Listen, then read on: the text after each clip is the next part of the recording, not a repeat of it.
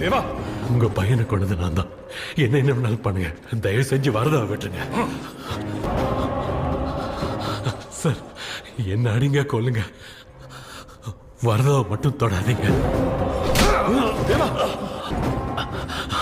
Sir, Vishnu இந்த கையால தான் கொன்ன. என்ன கொல்லுங்க,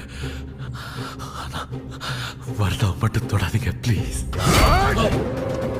அண்ணா, அவன் எதுவும் செய்யல. என்னாலதான் எல்லாம் என்ன கொண்டு